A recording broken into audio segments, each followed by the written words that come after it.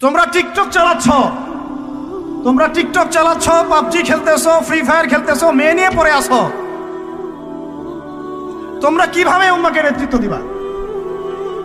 নামাজ পড়তেছো না, সাপ্তাহিক সম তো রাখো না মনে হয়, আল্লাহ ভালো জানেন। দান সদকা কতটুকু করো আল্লাহ ভালো জানেন। কুরআন তেলাওয়াত করতে শিখতেছো না, কোনো আলেমের সহবতে যাও না। ইউটিউব, অনলাইন, ফেসবুক, ব্যাস, that's all. YouTube, online, Facebook হচ্ছে একটা ফিতনার জগৎ। আপনি বলতে পারেন যে আমার লেকচারও তো যায়, অনেক বড় বড় আলেমদের লেকচারও যায়, সব মেনে নিয়েই বলছে এটা ফিতনার জগৎ।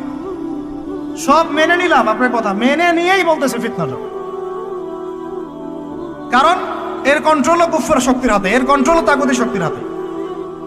আপনি এটা নিয়ন্ত্রণ করেন নাই, এই প্রযুক্তি আপনি তৈরি করেন নাই। আমরা আলাদা করে কোনো মুসলিম কমিউনিটি, সোসাইটিও বিল্ড আপ করতে পারিনি অনলাইনে, পেরেছি? আমাদের কোনো স্বতন্ত্র সামাজিক যোগাযোগ মাধ্যম আছে বলেন? ওমর ইবনে খাত্তাবের মতো একজন স্বাধীন মানুষ দেন। হামজা রাদিয়াল্লাহু আনহু স্বাধীন কখন? আবু জাহেল আল্লাহর নবীকে একটা আঘাত করেছে, বলেন নাউজুবিল্লাহ, সাল্লাল্লাহু আলাইহি ওয়াসাল্লাম। আপনারা তো জানেন তার পিঠের মধ্যে উটের নাড়ি ভুঁড়ি দেওয়া হয়েছে, চাপানো হয়েছে। তো এই দৃশ্য একজন দাসী দেখেছে, হামজা রাদিয়াল্লাহু আনহু স্বীকার করে আসছেন, তাকে বলছে তোমার ভাতিজাকে এরকম আঘাত করেছে আবু জাহেল। আবু জাহেলের নাম কিন্তু আবু জাহেল না, আবু জাহেলের নাম আবুল হাকাম। সেও কিন্তু আল্লাহকে বিশ্বাস করতো। আপনারা মনে করবেন না যে সে একদম ইহুদি ছিল বা খ্রিস্টান ছিল, এমন না। সে আল্লাহকে বিশ্বাস করতো, কিন্তু আল্লাহ পাকের বিধান মানত না। এখন হামজা রাদিয়াল্লাহু আনহু বলছেন ওয়া ফাআলা যালিক, সে কি সত্যিই কাজ করেছে? হ্যাঁ, সত্যিই কাজ করেছে। আচ্ছা চলো দেখাও আবু জাহেল কোথায় আছে। তিনি ঘোড়া ছুটায় গেলেন কাবা ঘরের সামনে, গিয়ে বললেন যে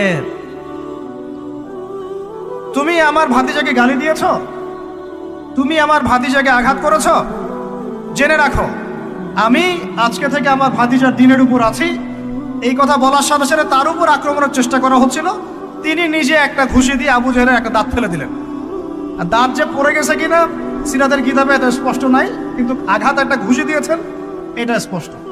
ঘুষি দিয়ে বলছেন রুদ্দাহা ইন ইসতাতা'তা, রুদ্দাহা ইন ইসতাতা'তা, যদি সাধ্য থাকে এই ঘুষিটা আমাকে ফেরত দিয়ে দেখাও, সাধ্য থাকলে আমাকে আরেকটা আঘাত করে দেখা। আকুলু মা ইয়াকুল, আমি তাই বলি যা আমার ভাতিজা বলে। শাহিদতু আল্লা ইলাহা ইল্লাল্লাহ ওয়া আন্না মুহাম্মাদান আবদুহু ওয়া রাসূলুহু, আমি সাক্ষ্য দিচ্ছি বা দিলাম আল্লাহ ছাড়া কোনো ইলাহ নাই, মুহাম্মদ আমার ভাতিজা আল্লাহর রাসূল। তোর সাধ্য থাকলে আমাকে ঠেকা। এরকম জেনারেশন দিতে পারবেন? আপনার ছেলেটা কি এরকম? আপনার ভাইরা কি এরকম? এই আমাদের মায়েরা তাদের সন্তান কি এরকম? যে মেয়েদেরকে ঘরে নিয়ে আসছেন, এই মেয়েগুলাও কি সুমাইয়ার মতো?